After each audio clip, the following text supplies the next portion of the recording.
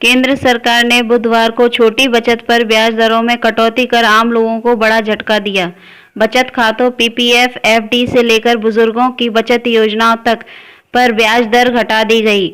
नई दरें 1 अप्रैल से लागू होंगी। वित्त मंत्रालय की ओर से जारी अधिसूचना के मुताबिक छोटी योजनाओं पर ब्याज दर 1.10% तक घटा दी गई। बचत खातों में जमा राशि सालाना ब्याज को 4% से घटाकर 3.5% कर दिया गया। पीपीएफ पर अब तक 7.1% सालाना ब्याज मिलता था, इसे घटाकर 6.4% कर दिया गया है। 46 वर्ष में ऐसा पहली बार हुआ है जब पीपीएफ की ब्याज दर 7% कम हुई है। पूर्व प्रधानमंत्री एचडी देवेगौड़ा और उनकी पत्नी पॉजिटिव। प्रधानमंत्री मोदी ने दिया उपचार का न्योता, देवेगौड़ा ने जताया आभार। 85% नए कोरोना केस महाराष्ट्र, छत्तीसगढ़, कर्नाटक, केरल, तमिलनाडु, गुजरात, पंजाब व मध्य प्रदेश से। राजस्थान के 8 जिलों में नाइट कर्फ्यू की अवधि बढ़ाई, अब रात 10 बजे की बजाय रात 9 बजे से। अहमदाबाद, वडोदरा, सूरत और राजकोट में नाइट कर्फ्यू अब 15 अप्रैल तक। महाराष्ट्र के नंदुरबार जिले में 15 अप्रैल तक लॉकडाउन लगा। आईआईटी जोधपुर के छात्र 25 कोरोना पॉजिटिव पाए गए। वैक्सीन की एक खुराक लेने वालों को कुंभ मेले के लिए इजाजत। पश्चिम बंगाल में भाजपा ने जीत के लिए जहां वाम और राम का अनूठा नारा गढ़ा है, वहीं सीएम ममता बनर्जी ने भी जवाबी पैंतरा दे मारा है। ममता ने राष्ट्रीय स्तर पर भाजपा का विकल्प पेश करने के लिए 15 गैर भाजपा विपक्षी पार्टियों से अपील की है। अपने गोत्र के ऐलान व नरम हिंदुत्व से जहां ममता हिंदुओं का ध्रुवीकरण रोकने में जुटी हैं, वहीं दूसरे चरण के मतदान से ठीक पहले मुस्लिम मतों का बंटवारा रोकने के लिए यह पहल की है। सरकार ने कोरोना के बढ़ते कहर के बीच रविवार को लॉकडाउन के अधिकार कलेक्टरों को सौंप दिए हैं। कलेक्टर शनिवार रात 9 या 10 बजे से सोमवार सुबह 6 बजे तक के लिए लॉकडाउन लगा सकेंगे। इसके लिए कलेक्टरों को सरकार ने अनुमति लेनी होगी।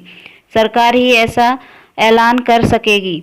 बुधवार को सीएम शिवराज सिंह चौहान ने कहा कि कलेक्टर चाहे तो स्थानीय जरूरतों के हिसाब से क्राइसिस मैनेजमेंट ग्रुप की बैठक में चर्चा कर लॉकडाउन लगा सकते हैं। अशोकनगर मुंगावली खेतों में बुधवार को अचानक लगी आग से 3 गांवों की करीब 1500 बीघा में खड़ी गेहूं की फसल खाक हो गई। आग ने 2.5 घंटे में करीब 2.5 किलोमीटर में तांडव मचा दिया। इससे 70 से अधिक किसानों को करीब 3.55 करोड़ का नुकसान हुआ। किसानों ने 80 ट्रैक्टरों से आग पर काबू पाया। आग बुझाने के प्रयास में विलेरू गांव के विशन सिंह दांगी के ट्रैक्टर में आग लग गई और ड्राइवर झुलस गया। किसानों के मुताबिक 1 बीघा में करीब 12 क्विंटल गेहूं का उत्पादन होता है, यानी 1500 बीघा खेती में 18,000 क्विंटल गेहूं का उत्पादन होता है। शासकीय रेट 1975 रुपये क्विंटल के हिसाब से ही इसकी कीमत 3.55 करोड़ रुपए बनती है। मुंबई के पूर्व पुलिस कमिश्नर परमवीर सिंह को बॉम्बे हाईकोर्ट ने बुधवार को कड़ी फटकार लगाई।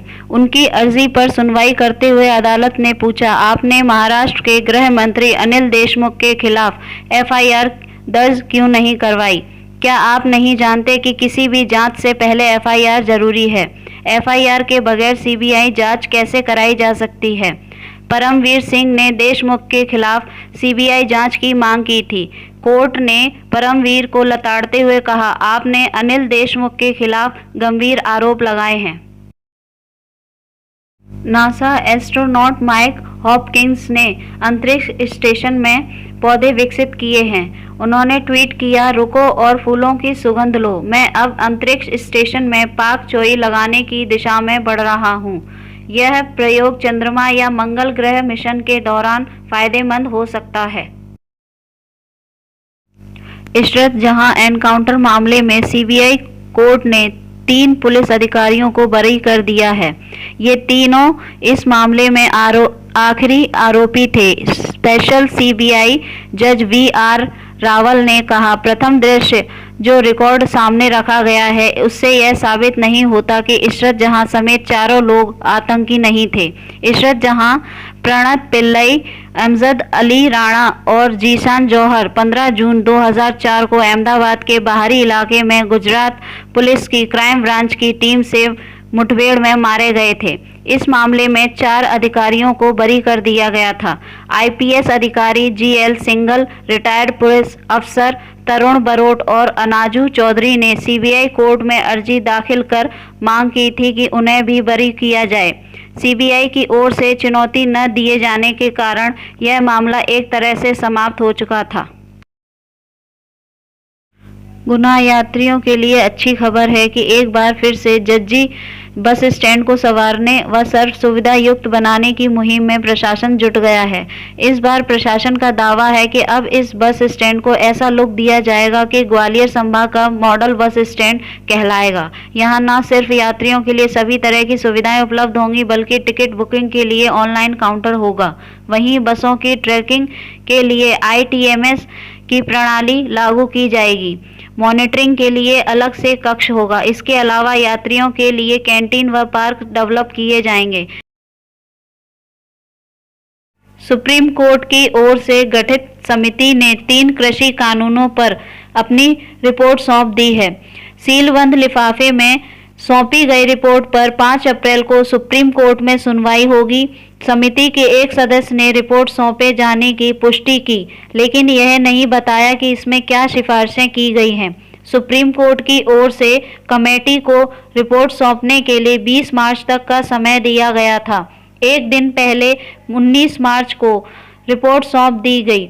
जनवरी में 3 कृषि कानूनों को लेकर सुनवाई करते हुए सुप्रीम कोर्ट ने इन्हें लागू करने पर रोक लगा दी थी। रिपोर्ट के लिए समिति ने 85 किसान संगठनों और उनसे जुड़े लोगों से बातचीत की।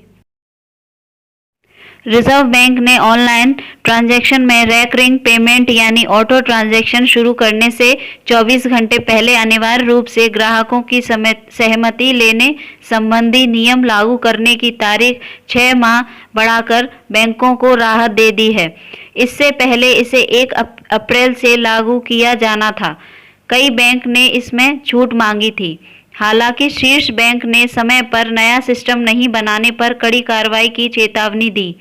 अगस्त 2019 में डेबिट कार्ड, क्रेडिट कार्ड या UPI के जरिए ऑटो ट्रांजैक्शन से पूर्व ग्राहकों से सहमति लेना अनिवार्य किया गया था।